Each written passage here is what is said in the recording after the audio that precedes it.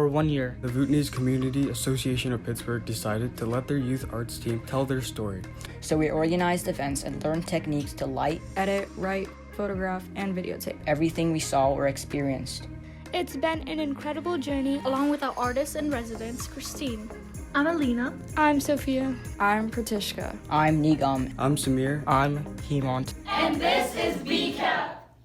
This is our location at 3000 Brownsville Road in Brentwood. One of the first people you'll meet is our receptionist or another BCAP volunteer. Namaste. Here's Dina, BCAP program specialist. What services does BCAP offer? Let's start with the seniors programming. With seniors, we do have a senior citizenship, that is naturalization preparation classes at different locations. We just prepare seniors and people with limited English proficiencies to prepare American history and civics and get through the naturalization exam. After that, we just ask them and encourage them to just do the voters registration to take part in the federal as well as local elections to vote. And we do have health and wellness sessions here. We just do yogas at different places, and we do have yoga instructors that helps seniors to get out of mental health as well as their overall health and well-being. So you said you offer Nepali literacy classes. Why do you offer that?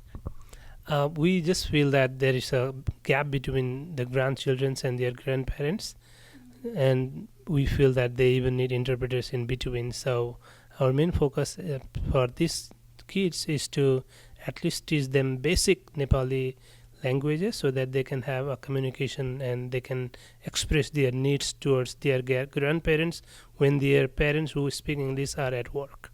How hard is it for immigrants to go through the process of being a citizen? That is unimaginable, just because those who have just gone some formal educations back in their country, they find easier because their memory may be able to catch up things and they can be able to learn very fast. But with those people who haven't seen the school and haven't seen the teacher, board, markers and everything else, it's really tough for them. And we, as well as the tutors, as well as the students, are struggling so hard to get through that. And we are proud that our people are working on that and they are going through and being successful. Like teachers, doctors, lawyers, and stuff like that. What kind of job did you have? Now, like USA instantly stands for you start again. Mm-hmm. So everything that we just do is from the very beginning, because we are in a new country, new systems, new everything. The whole time was really, really tough. But the root of education is bitter, but the fruit is sweet, You may also meet with our executive director. My name is Karatim Sina, Executive Director at the Bhutanese Community Association of Pittsburgh. I am a former refugee from Bhutan and came to Pittsburgh in 2009. What is BCAP? BCAP is Bhutanese Community Association of Pittsburgh, a community non-profit organization. So how was BCAP created and how was the board members chosen? BCAP was established in 2012, but then the founding members of the organization informally started working to help the community members integrate in Pittsburgh. What does BCAP do? BCAP does a lot of programs that targets aid at the youth, programmings for seniors, programs for women, and general family support. When people come to our office for help, we look into their case, and if those cases are under our control or if we can help them, we help. If not, we make referrals to other agencies, particularly to ISAC, Immigrant Services and Connections. In course of time, we had to look for space, and then an agency asked what organization we came from. So that put us into real thought for the need of an organization. The BCAP board was first a 9-member board, but then gradually we have now increased to 13. We have women, we have men, we have people from within the community. Mostly 80% of the board members are from within the community. Remaining 20% we have from outside. Why did you want to be a board member of BCAP? Well, I was aware of all the good things that BCAP had been doing in my community, so I wanted to get involved and see how it could help. What do you do as a board member? So I'm the secretary of the board, so I usually write the meeting minutes, let the board know when there's a meeting. Apart from that, we have committees where we have youth. I'm part of the youth committee and the women development committee, so we do different activities based on what we decide. How do you juggle being a board member and a student at the same time? Well, it's been a little challenging, but because I enjoy the work I do with BCAP, I try to manage my time well. How has being a board member of BCAP be beneficial to you in your life? Well, BCAP was the first nonprofit that I joined as a board member, and it's been very interesting to learn how nonprofits are run, and being part of such a huge nonprofit, it's been very rewarding experience. What is some of the qualities that you like about the yachts of BCAP? Well, I love the yachts. I love their maturity. I love their enthusiasm for videography and photography. What are your plans of the future? Well, after I get my bachelor's, I'm hoping to go to graduate school, so more school. Or school? Yeah. Last year you had this picnic where you thanked the volunteers. How do volunteers help with BCAP? So most of BCAP programs and events wouldn't be successful without the help from volunteers. We are lucky to have volunteers not only from our own community, but a lot of people want to volunteer with us who are from outside our community. So volunteers help us by preparing food for events. If it is a picnic, volunteers help us providing rides to people who don't have rides from in the family. They also help prepare materials. We have good number of volunteers who are tutoring in our neighborhood-based citizenship classes.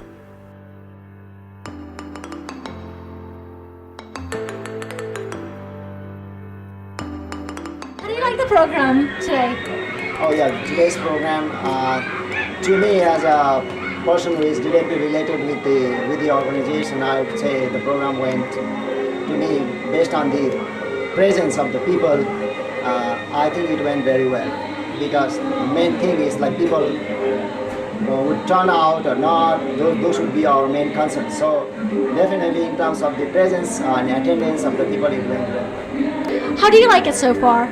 I really enjoy it. I've been working with the Bhutanese community about 2 years now, so I've jumped around from a couple different locations, and I really like the sense of community and how everyone's kind of working together and trying to achieve things together. So it's a very rewarding experience. So celebration of Tej. Tej is a festival for women. We used to enjoy the festival back in Bhutan, although it happened at family level. Then we went on to live in the refugee camp in Nepal. Again, that was limited to families. But then once we were here, we wanted to make sure that every member in the community had access to those celebrations.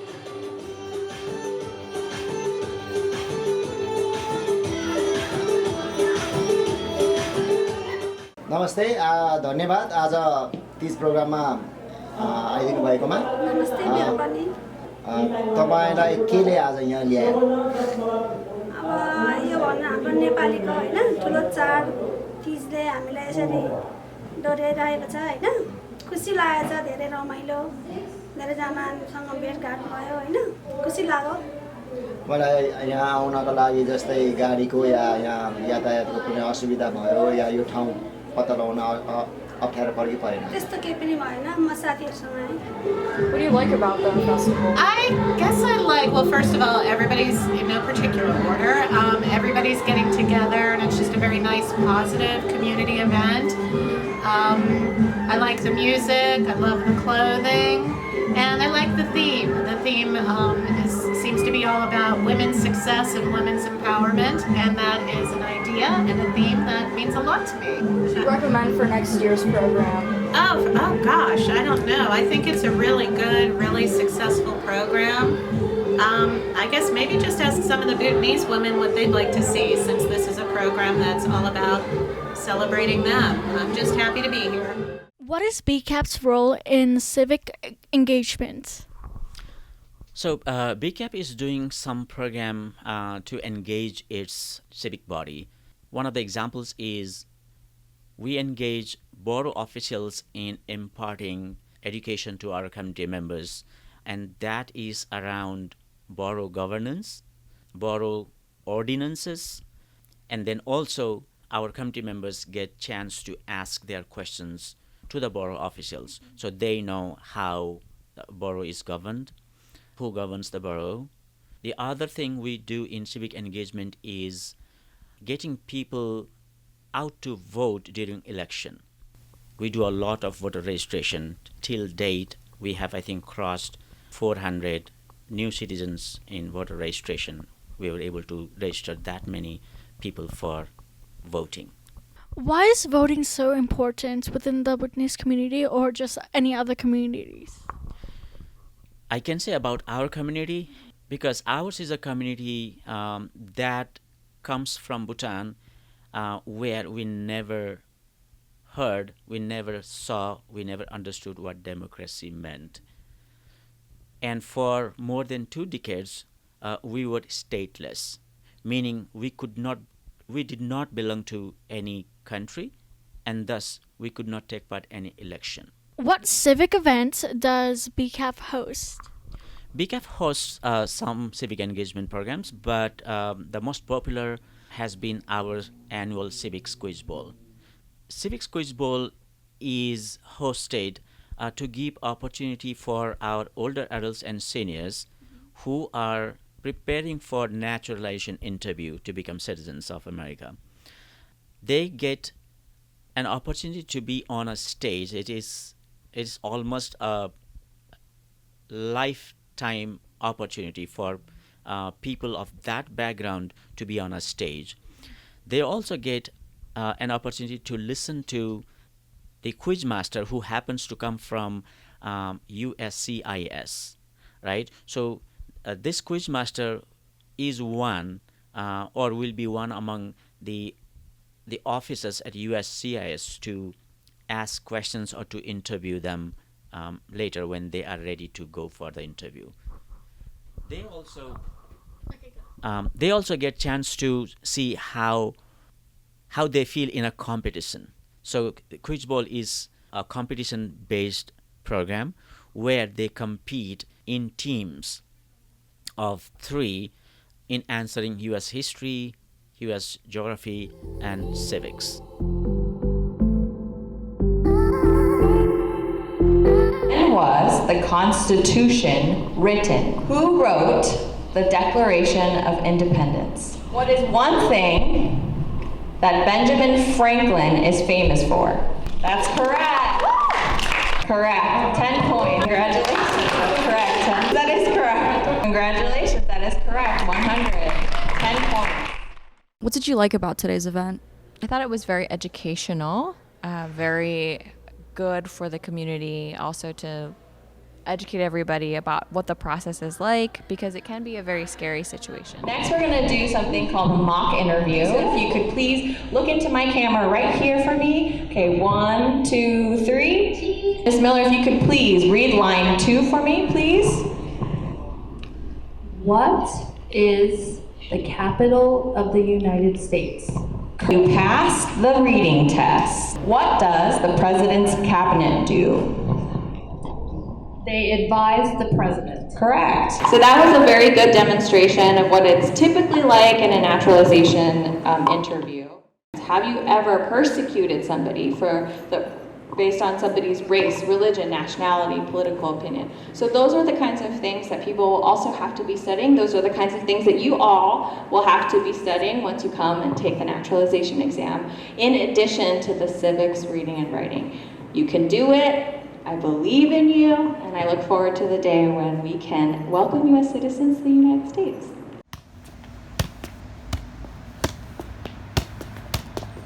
All right, let's talk about sports.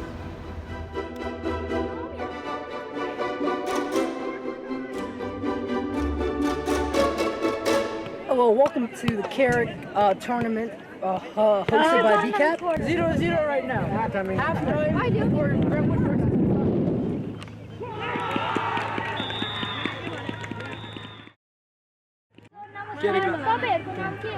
मेरो नाम विदुर हो मेरो नाम चाहिँ सबिन हो झन्डै लाखौँ नि बोलाउने हामी दुईजना ब्रेन्डवुडबाट सबै खेल्नु मन लाग्छ च्यालेन्जिङ हुन्छ एकदम आफ्नो जित्न मन लाग्छ How did the BCAP soccer start? So I moved here from Tennessee in 2012. Soccer has already been introduced here for our community members and especially for our youth. I joined BCAP as volunteers initially, and then I started teaching at a neighborhood class as one of the English tutors. And then moving forwards, I got interested in helping out our youth, and that's how I got involved. But the sports was always it has existed before I even came to the state. So thus after that, I just joined and then helped the team who were coordinating. That's how I got involved into the sports, and more so in soccer here in Pennsylvania and Pittsburgh. Previously, we had an event where a bunch of communities participated in a soccer tournament. How do you feel about it? So since soccer is one of the most famous sport in our community, we have been doing events, soccer events annually, and this past summer was one of those events.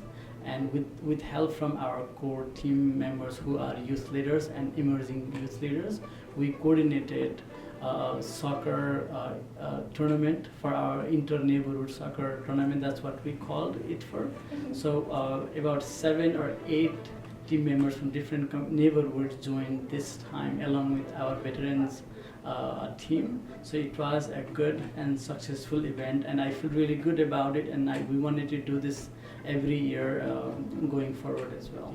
So back in the older days in refugee camps, soccer ball, actual soccer ball was harder, it was expensive to buy, but making a soccer ball out of a plastic was easier to make. Thus, people used to make soccer ball out of the plastics, and it was accessible for anyone to just make it and have a bunch of players from the community. I believe there are many factors why soccer has become this much famous in our community, but I believe its accessibility and easier making in process back in the country also played very good role for being it as famous as it is right now.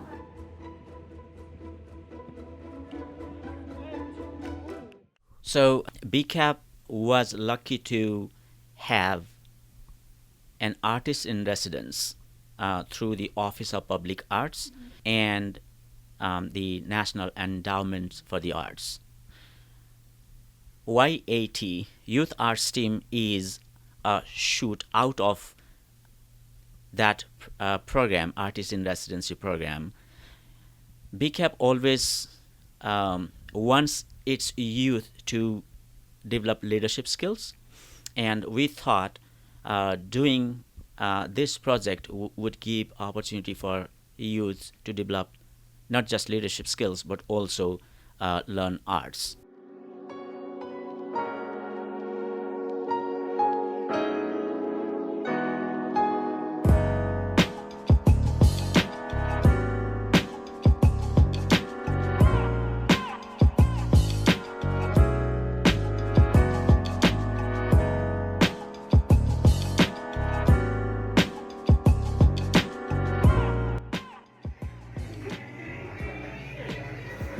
Camera. Rolling. Lights. Act straight. Action. Hello, this is Midway. And this is Kavya. Welcome to BCTV 21. We're here at BCAP. And to do some fun, amazing activities like Photography, TV productions, beat, music, cultural dancing, and beatboxing.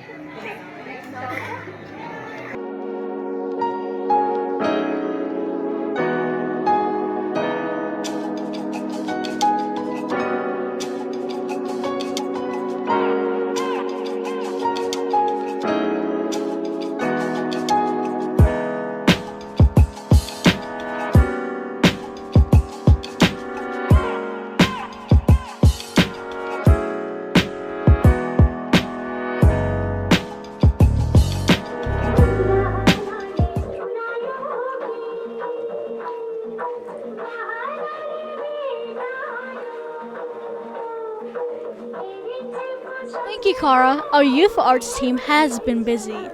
We've even helped to break ground for a community garden.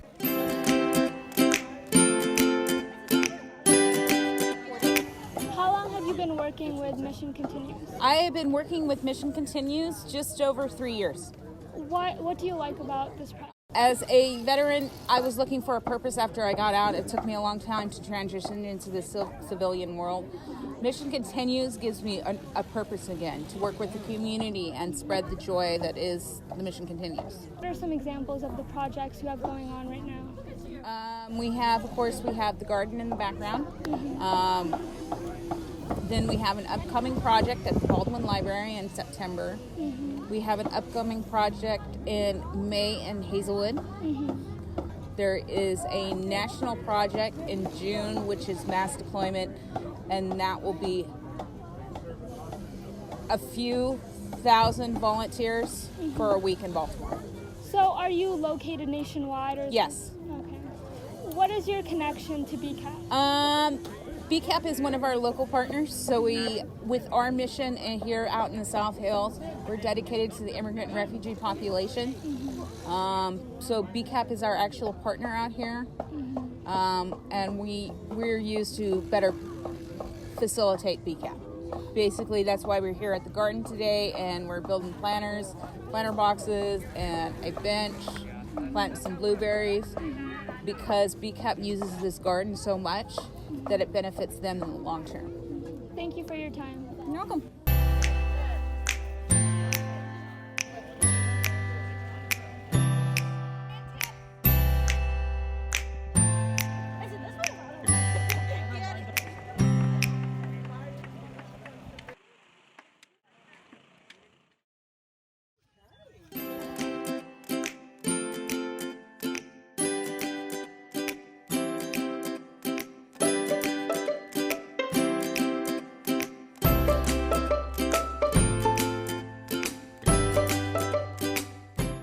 Another important event BCAP supports is the World Refugee Day.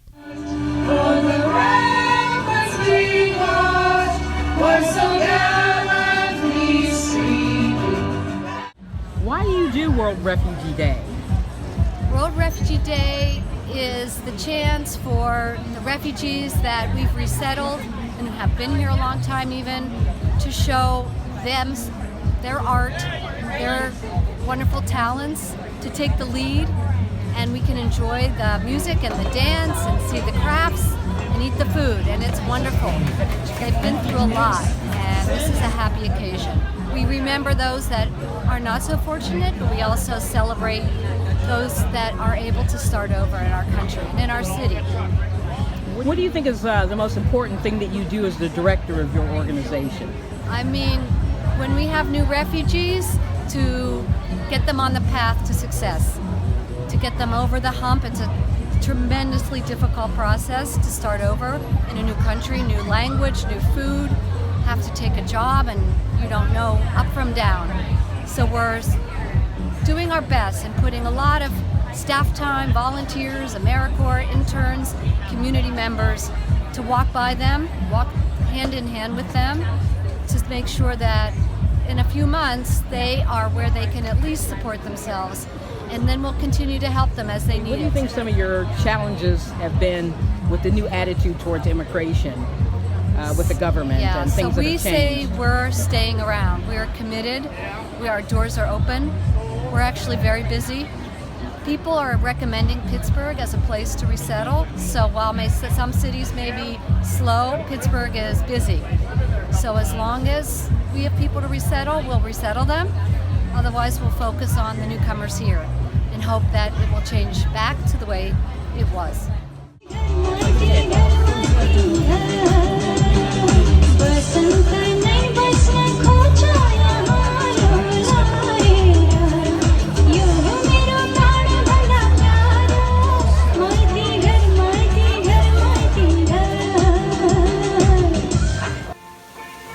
BCAP hosts events and we've organized a few of them. राम्रो भुटान जस्तै लाग्यो कस्तो मजाको आज साह्रै खुसी भएका छौँ हामी भुटानमा भएपछि बगैँचा बिरुवा गार्डन जम्मै जम्मै जम्मै भुटानमा नेपालमा भएपछि जम्मै राख्छन् यहाँ कति खुसी लाग्यो कस्तो राम्रो भेरी ह्याप्पी बसलाई धेरै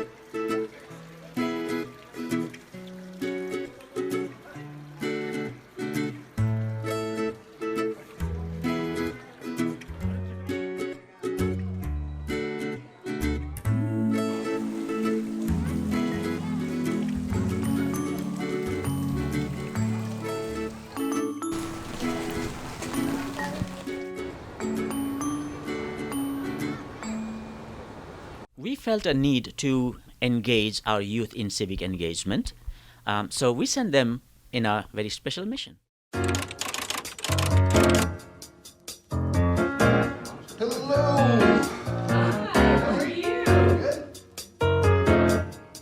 You were once a DJ. Yeah. How did you become mayor? Well, it wasn't from DJ to mayor.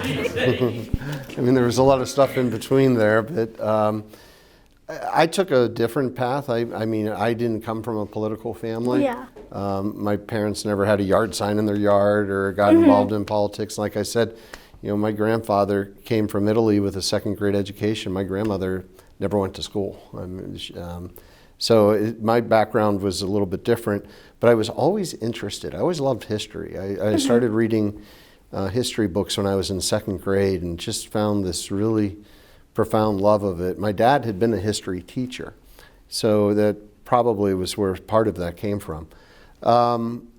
I did, you know, student council and that type of stuff in high school, and after college I began working on political campaigns, and I was pretty good at it.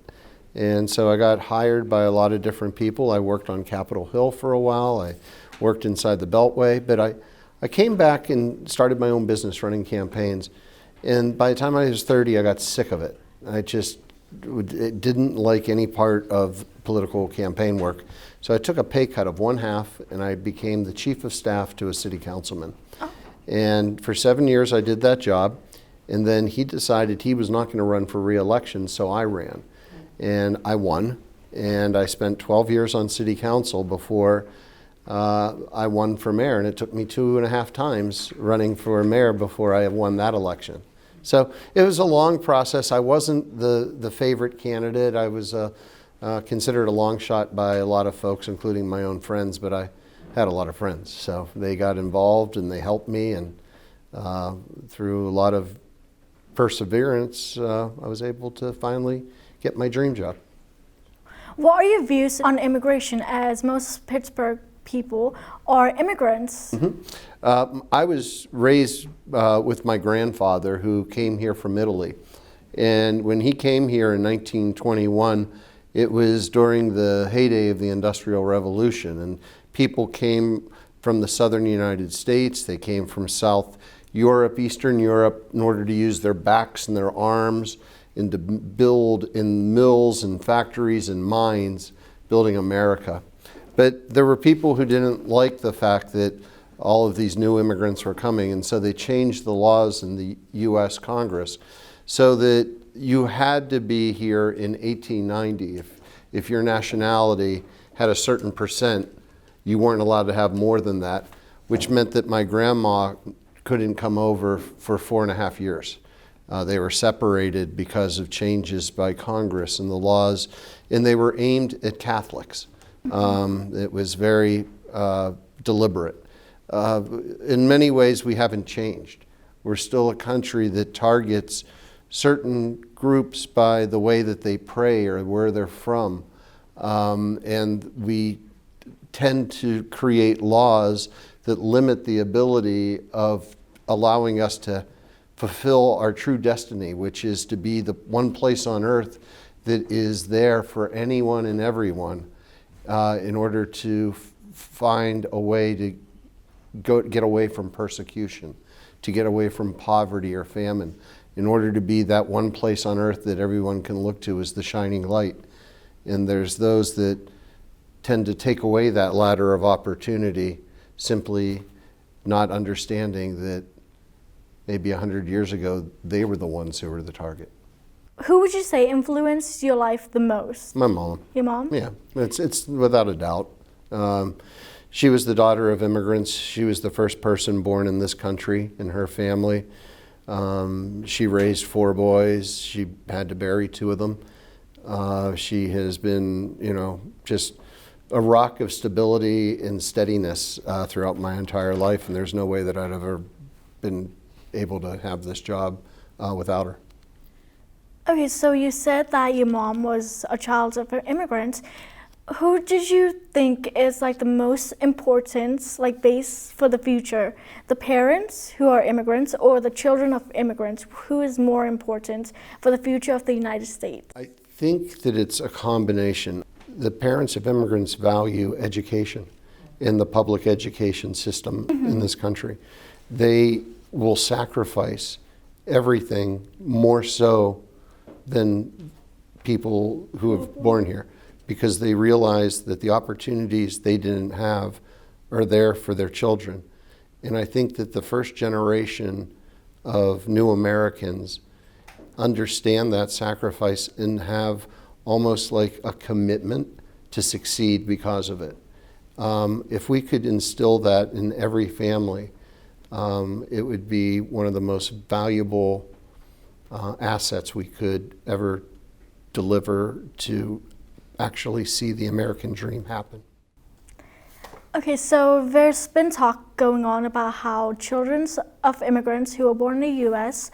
won't be able to gain natural citizenship through the process. What are your feelings about it? The moment that a child is born in this country, they are American. That was a guaranteed right of every child, and there shouldn't even need to be a process for citizenship. You have told, I believe, BBC News about how you would welcome any immigrants that the Trump administration would give Pittsburgh. How many do you estimate that will come here? I couldn't give you an exact number because a lot of the work that's done through our refugee and immigration community is done through nonprofits, all different types of faith-based organizations, different nonprofits that work on the housing component, on employment and cultural and language issues. And so there's a finite number that we could be able to take in order to be able to provide all those services adequately. But that number's in the several hundreds. We're looking at a city that's the 55th largest city in America when you just look at the city of Pittsburgh and its borders. And we're still able to take in several hundred. Imagine a city like New York, tens of thousands. I mean, if we all did our share, there wouldn't be a crisis. We would all be enriched by having more diverse, culturally enriched communities. What changes would you want to see in the city of Pittsburgh? If I had a magic wand? If you had a magic wand. If I had a magic wand, well, the Penguins wouldn't have been eliminated. Let me put it that way. That's one thing. And then the second thing would be I would give every child the opportunity, starting at a very, very young age, to have quality education. I believe that if we have universal education before kindergarten, kids then starting kindergarten start out at the same. You have less of a disparity by third grade in reading levels. And the important thing to understand is between kindergarten and third grade, you learn to read. And then after third grade, you read to learn. And if you can't read by third grade, it makes it really hard by the time that you start middle school. And when you're struggling in middle school, there's a likelihood you're not going to graduate high school.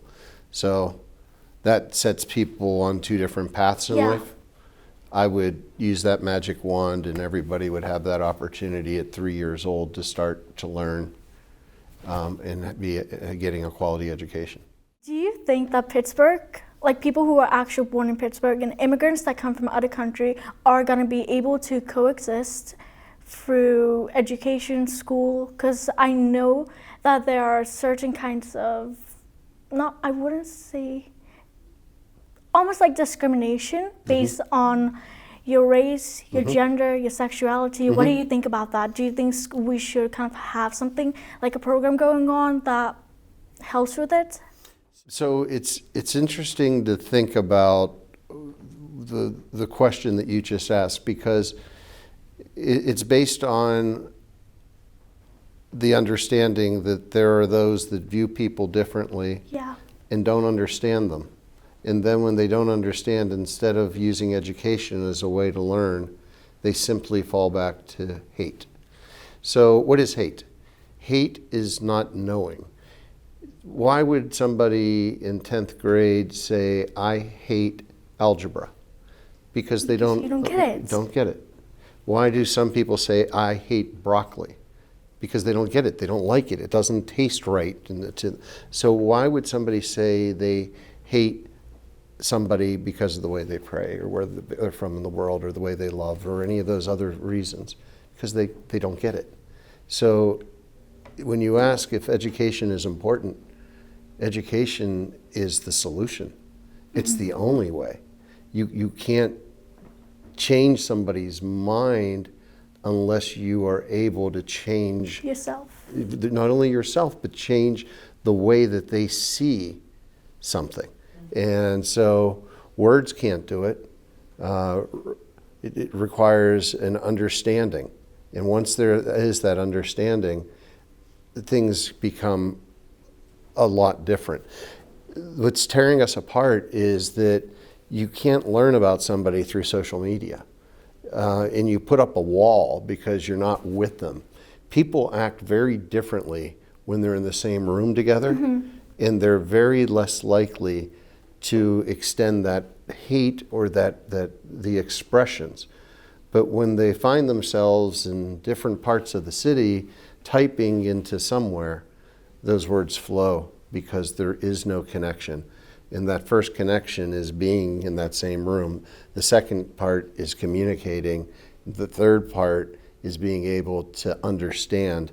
And if you're able to understand, then you get to the critical part, which is empathy.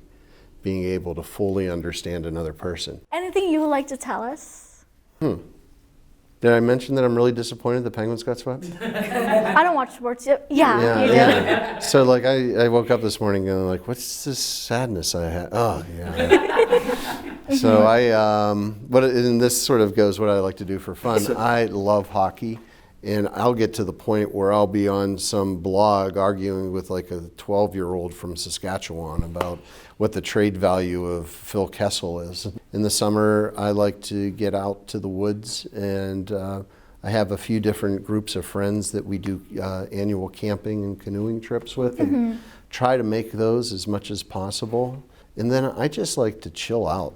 I like to be at my house, in my living room by myself, and online with a phone and a computer and watching 3 movies and a game at the same time. You sound like a teenager. Yeah. I'm like, that's just basically our life summed up except for school. Yeah. You know? Yeah, my school's my work, so Well, I think my nieces and nephews would tell you that I am sort of like, they're in their 20s. You're like a young spirit in an old person's body. Wait, that's not so. I didn't mean it like that. I meant it. 3 weeks ago, let's go with that. I was with His Holiness the Dalai Lama. His Holiness is 83, and it was like I was with a teenager. When I went up to introduce, and I was very nervous, and this is in India, and I went to shake his hand, and I was being introduced as the mayor of the city of Pittsburgh. He grabbed me by my hair. Yes. And he said, "This is black. This is white." And I'm like, what do I say? It's like, "Thank you, Your Holiness. It's very observant." It's the way God made me. Shall we now talk about the presence of God? It's like, I didn't know what to say. So, but the fact is that the 45 minutes that I was with him, was with a few other people, I really felt that he was such an alive person. And he was laughing, and then I start realizing, all this stuff that he talks about compassion and everything else, has basically lifted the burdens that we all face off of him. And so it is just a free spirit that is there. And what a wonderful way to be able to live a life. It's very customary in Asia to, Namaste. Yes. And when you're doing it, there's different ways that you can do it based upon who it is that you... But with Buddhist monks, what they'll always do is they'll turn their thumbs in. And by turning the thumbs in, what they're doing is they're wishing you compassion. And so I like that. Thank you, Pittsburgh City Mayor Bill Peduto, and everyone for watching This Is BCAP.